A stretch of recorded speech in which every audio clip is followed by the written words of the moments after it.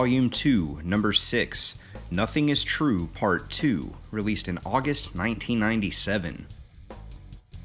The body of Jack Boniface has been disposed of inside of a junkyard, specifically crushed inside of a LeBaron, and as he once again rises from the dead, Jaunty and Nettie have a debate about whether or not Jack is up to the current task of defeating Mike and reclaiming his shadow powers.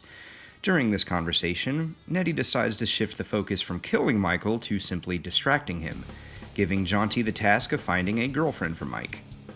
Mike has locked himself in the bathroom for the last 12 hours, getting drunk on his signature Smirnoff vodka and trying to make sense out of everything when Josie kicks the door down to give Mike another job, killing a man who runs a newsstand on Bourbon Alley for $5,000. Mike obliges, but right before he can pull the trigger to execute said newsstand owner, Jack Boniface is driving a car directly towards Mike, who narrowly dodges the car as it destroys the newsstand and catches fire. There isn't much of a confrontation as Jack dies in a fiery explosion caused by the gasoline spilling from said wreckage, combining with said fire. Jaunty has been present for a few minutes at this point and is attempting to help Mike escape the fire and debris from the explosion before being violently threatened by an angry and clearly confused Michael. A crowd of spectators rush to Jaunty's defense as, to them, he is a harmless dwarf who appears to simply be offering assistance.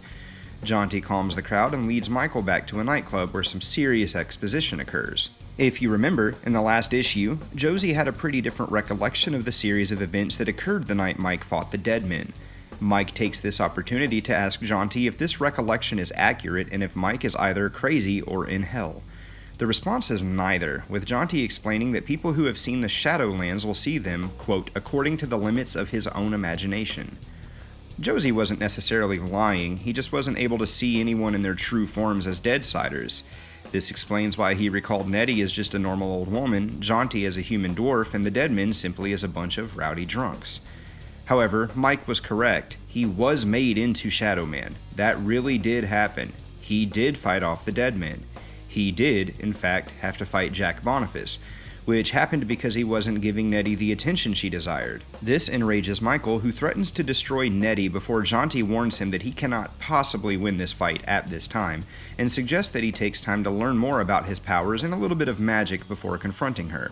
The reason Jaunty seemingly wants to help Mike defeat Nettie is because he has been her slave for 189 years, and as we've seen, happens to be extremely tired of her bullshit. Before he can explain anything else, Nettie apparently calls him home by way of extreme stomach pain. Enter Claudine, a prostitute who, spoiler alert, will go on to play a very crucial role throughout Mike's story. They unsuccessfully attempt sex, during which Shadow Man hallucinates and sees her as a zombie, stopping the hoodoo hanky-panky dead in its tracks. She asks who planted the mask in Shadow Man's chest, and once he explains it was Nettie's doing, Claudine reveals that she knows who Nettie is, and expressed that if Nettie is involved, it's black magic, warning Mike that he is being used by Nettie as a cheval. She's using his body to achieve her own means, cheval literally being a translation for horse. Claudine has this knowledge due to her family's history. Her mother's side of the family have been Mambos for centuries, and she was part of this cycle until the age of 13 when she decided to leave this life behind, and lacking any sort of school or formal education, became a sex worker after a Bokor sent a herd of zombies to eat her mother, in retaliation for lifting a curse that the Bokor had placed on one of Claudine's relatives.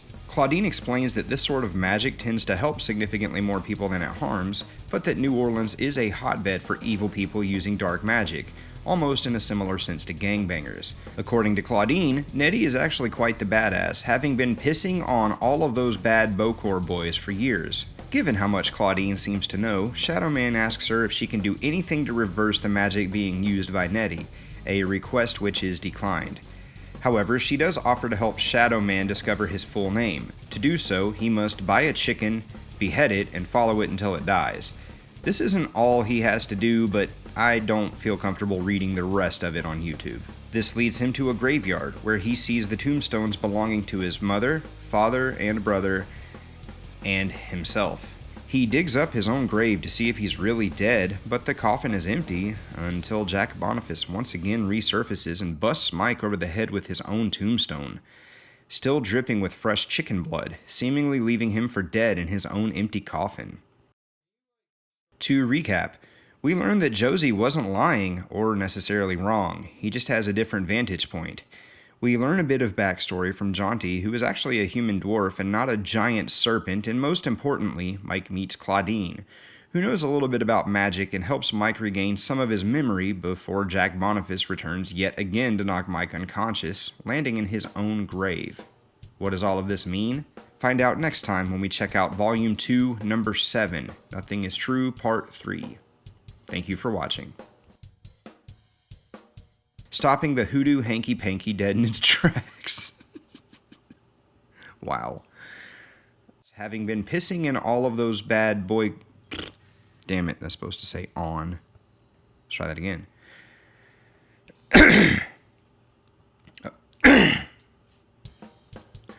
According to Claudine, Nettie is actually...